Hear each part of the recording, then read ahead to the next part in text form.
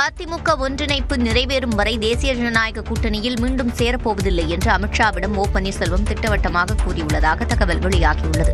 கடந்த செவ்வாய்க்கிழமையன்று டெல்லி சென்ற முன்னாள் முதலமைச்சர் ஓ பன்னீர்செல்வம் மத்திய உள்துறை அமைச்சர் அமித்ஷாவை சந்தித்து பேசினார். அதிமுகவிலிருந்து தாம் நீக்கப்படுவதற்கு முன்பு வகித்த ஒருங்கிணைப்பாளர் பதவியை மீண்டும் பெற வேண்டும் என்பதே ஓபிஎஸ்ஸின் இந்த பயணத்தின் முக்கிய நோக்கமாக கூறப்படுகிறது. ஓபிஎஸ்ஐ மீண்டும் கூட்டணியில் சேர்க்க பாஜக ஆர்வம் காட்டுவதாக கூறப்படும் நிலையில் அதிமுகவை ஒன்றிணைத்தால் மட்டுமே அது சாத்தியம் என அமித்ஷாவிடம் ஓபிஎஸ் நிபந்தனை விதித்ததாகவும் சொல்லப்படுகிறது. நீக்கப்பட்ட உறுப்பினர்களை மீண்டும் சேர்க்காவிட்டால் அதிமுக பாஜக கூட்டணியின் தோல்வி தவிர்க்க முடியாதது என்று பன்னீர்செல்வம் தெரிவித்ததாகவும் தகவல்கள் கூறுகின்றன. இதுகுறித்து உரிய முயற்சிகள் எடுக்கப்படும் என்று பாஜக தரப்பில் உறுதியளித்ததாகவும் கூறப்படுகிறது.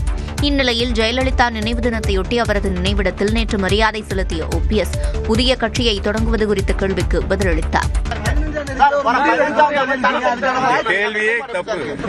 கேள்வியே தப்பு. நான் எந்த சூழ்நிலையும் எப்பொழுதும் தனிக்கட்சி ஆரம்பிப்பேன் என்று சொல்லவில்லை.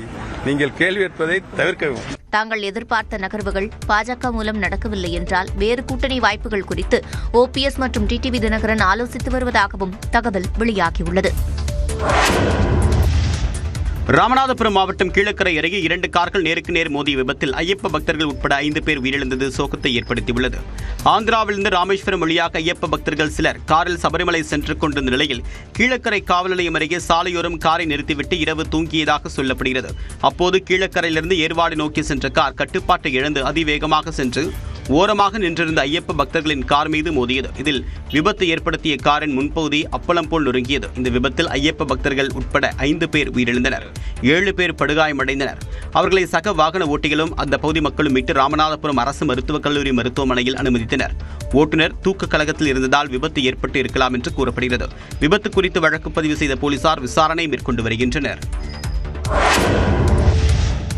நாகப்பட்டினம் மாவட்டத்தில் பெய்த கனமழையால் அழுகிய நெற்பயிர்களுடன் விவசாயிகள் மாவட்ட ஆட்சியர் அலுவலகத்திற்கு வந்ததால் பரபரப்பு ஏற்பட்டது. கீழையூர் ஒன்றியத்தின் கருங்கண்ணி, விழுந்தமாவடி, கீழப்பிடாகை, காரப்பிடாகை, மகிழி உள்ளிட்ட பகுதிகளில் உள்ள வயல்களில் கடந்த 20 நாட்களாக மழைநீர் வடியாத சூழல் நிலவுகிறது. இதனால் அதிகாரிகள் கணக்கெடுப்பு நடத்தி நிவாரணம் வழங்கிட வேண்டும் என கோரிக்கை விடுத்தனர். உள்ளே வளர்க்குற மாதிரி வளர்த்து ஒவ்வொரு நாளும் பயிரை பார்த்து அது வளரும் போது பார்த்தோம். இப்ப அழுவி போய் அது சேதப்பட்டதை பார்க்கணும், மன உளைச்சலா இருக்கு.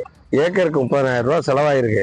அதனால இந்த 30,000 முழு நிவாரணத் தொகையை வழங்குமாறு எங்கள் விவசாயிகள் சார்பாக நாங்கள் கேட்டுக்கொள்கிறோம். திருவாரூர் மாவட்டம் முத்துப்பேட்டை அருகே 500 ஏக்கரில் நெற்பயிர்கள் நீரில் மூழ்கியதால் விவசாயிகள் வேதனை அடைந்துள்ளனர்.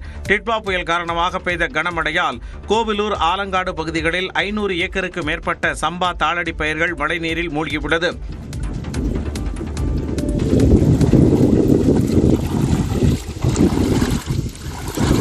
அதேபோல வடபாதிமங்கலம் சுற்றுவட்டார பகுதிகளில் சுமார் 5,000 ஏக்கர் தாளடி பயிர்கள் நீரில் மூழ்கியுள்ளன. அடிகால வசதி சுத்தமா எங்க ஏரியாவில் தூர்வார் மணியே இல்ல. கடூருட்டியில அதே மாதிரி வெங்காய தாமரை, ஆகாய தாமரை காடுமா இருக்கு. அதையும் தூர்வாரியும் எங்களுக்கு கொடுக்கணும்.